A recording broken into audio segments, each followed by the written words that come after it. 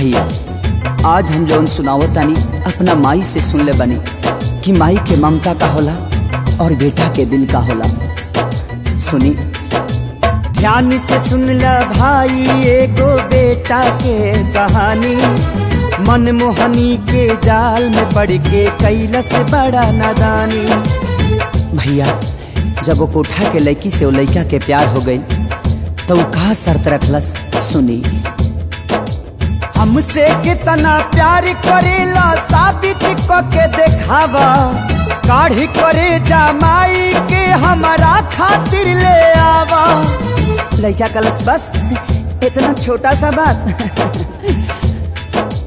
तिरिया जाल में फंस के तब वो घर पे कमीना आइल।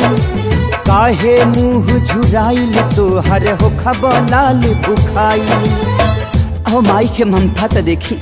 वो माई थाली में खाना परोस के वो लड़का के इंतजार में दुआरी पर बैठल बड़ी। आ कहली का बाबू एने ओने के घूमल छोड़ा अपन देह सहेजा।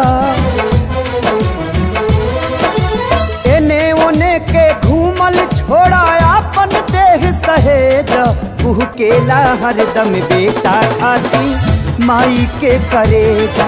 धड़केला हरदम बेटा खाती माई के करेजा।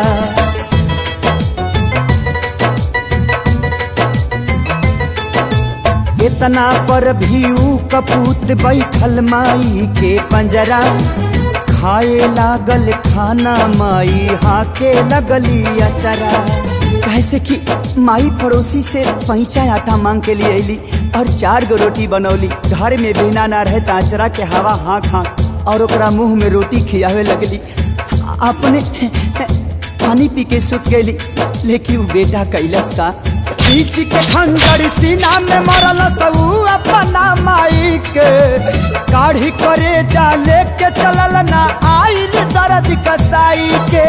ठोकर से जब गिरल करे जा कहलस ममता जागल। हे बचवा कहीं पैर में तोहरा चोट त नाही लागल। देखी माई के ममता क्यों करेजा शरीर से बाहर आके भी अपना बेटा के चिंता करता। और वो करेजा से का आवाज आई बेटा हो तो के चोटी कहीं त न लागल। बेटा हो तो के चोटी कहीं त न लागल। और आखिरी बार वो करेजा से का आवाज आवता। सुनी जहाँ जाए के बात हके जल्दी उठा के ले जा।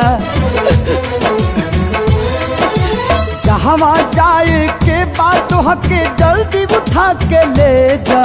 तू केला हरदम बेटा खाती माई के करेजा। तू केला हरदम बेटा खाती माई के करेजा।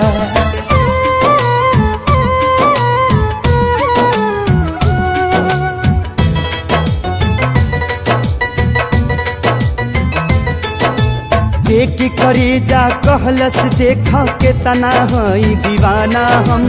तोहरा खातिर माई के भी कैनी याद बेगाना हम। ठोकर मार के कहलस उल्टा कैसन बड़ा लाल हो। हवस के भूख में पड़ के माई के कैला हालाल हो। आज तलक न देखनी तोहरा जैसन पूती कसाई के। हमर कहो खब पापी जब न भैला अपना माई के।